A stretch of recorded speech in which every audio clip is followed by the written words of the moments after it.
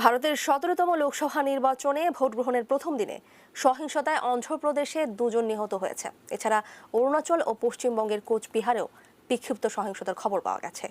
স্থানীয় সময় সকাল ৭টায় শুরু হওয়া ভোট গ্রহণ চলবে সন্ধ্যা ৬টা পর্যন্ত। প্রথম দফায় আজ ৯১টি আসনের ভোটাররা ভোট দিচ্ছেন।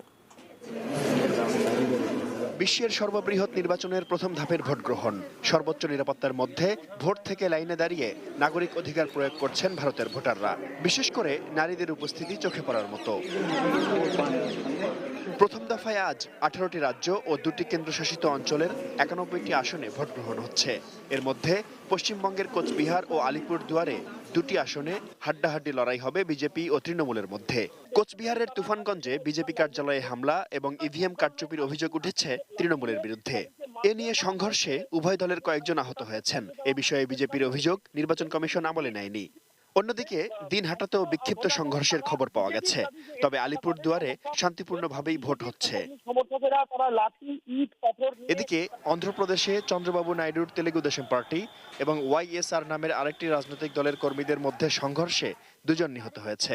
অরুণাচল প্রদেশ ও মহারাষ্ট্রে বিক্ষিপ্ত সহিংসতার খবর পাওয়া গেছে। এছাড়া আজ ভোট হচ্ছে উত্তরপ্রদেশের ৮টি, উত্তরাখণ্ডে ৫টি, আসামে ৫টি, মেঘালয়ের ২টি, অরুণাচলে ২টি এবং ত্রিপুরা, নাগাল্যান্ড, মণিপুর ও মিজোরামের ১টি করে আসনে।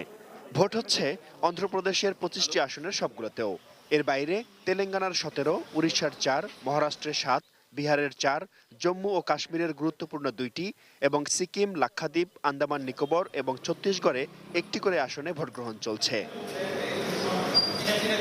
গত নির্বাচনে ভোট পড়েছিল ৬৬%। এবার ভারতের ইতিহাসে সর্বোচ্চ ভোট পড়বে বলে ধারণা করা হচ্ছে। ভোট গ্রহণ শুরুর পর টুইট বার্তায় জনগণকে শুভেচ্ছা জানিয়েছেন প্রধানমন্ত্রী নরেন্দ্র মোদী। ভোট চেয়েছেন বিজেপির পদ্মফুলের জন্য। টুইটারে সরব কংগ্রেসও। দলটির অফিসিয়াল পেজে লেখা হয়েছে, আজ আপনাদের সিদ্ধান্ত হোক ঘৃণার বিরুদ্ধে ভালোবাসার, অপপ্রচারের বিরুদ্ধে প্রতিবাদের। Shaon Mahfuz, desk report, ATN news.